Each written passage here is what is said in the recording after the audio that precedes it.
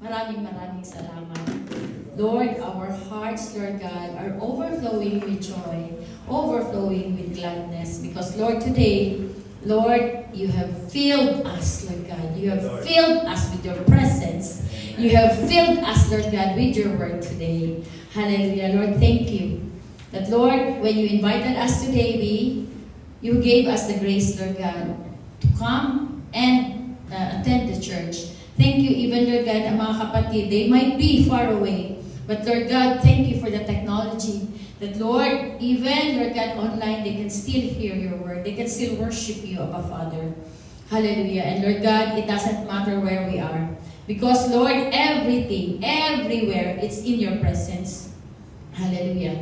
Heavenly Father, Lord God, we thank you, Lord, for all the servants that you have used today. Thank you for their lives. Continue to bless them. Continue to prosper them, O God. Hallelujah. And Lord God, we thank you that, Lord God, your word today, Lord God, Lord, simple yet so profound. Lord, thank you. In our brokenness, Lord God, you were the one who restored us. And thank you, O Lord God, that once you restored us, Lord God, Lord, we are better than before. We are stronger than before, O Lord God. Hallelujah. Thank you, O God. Only you, our powerful God, can do this. Hallelujah. And thank you, Abba Father, that, Lord God, Lord, you have rekindled once again that fire in our hearts today. That, Lord God, you have recommissioned us. You are sending us, Lord God, Lord, to be, Lord God, Lord, the mouthpiece, Lord God, of your gospel, Lord, in this nation. Lord, you will use, Lord God, this church to bless Saudi Arabia, Lord God, bringing them the gospel of truth, the gospel of salvation. Hallelujah. And Lord God, you will use this church to bring the gospel, Lord God, to the ends of the earth. Hallelujah. Heavenly Father, maraming salamat sa buhay ng aming Pastor Mark, Lord God. Thank you that, Lord God, you have given, Lord God, a shepherd for us. A shepherd that is, Lord God, loving us unconditionally as you have loved us also, Lord God. Lord, continue to bless him, Lord God. Continue to strengthen him, Lord God. Bless him and his family in the mighty name of Jesus. Hallelujah. Hallelujah. Thank you, Abba Father, sa lahat po, Lord God, na nandito ngayon. Lord, thank you that, Lord God, all your servants today, we serve you, Lord God, Lord, with joy and excellence. Hallelujah. Thank you, Abba Father. This will be the heart of outreach, Lord God. Lord, we are going to serve you, Lord God. Lord, giving our best every time, Lord God, that we serve you. Hallelujah. Heavenly Father, continue to bless this church. A church, Lord God, that has been, Lord God, a beacon, Lord God, of hope for all of us. Thank you for using outreach, Lord God. Lord, not only, Lord God, to bring us to salvation, but Lord, to make us, Lord God, a servant, Lord God, for you that is unstoppable, Lord God. Lord, we have already tasted and seen your goodness. And Lord God, we will not stop. We will not stop worshiping you.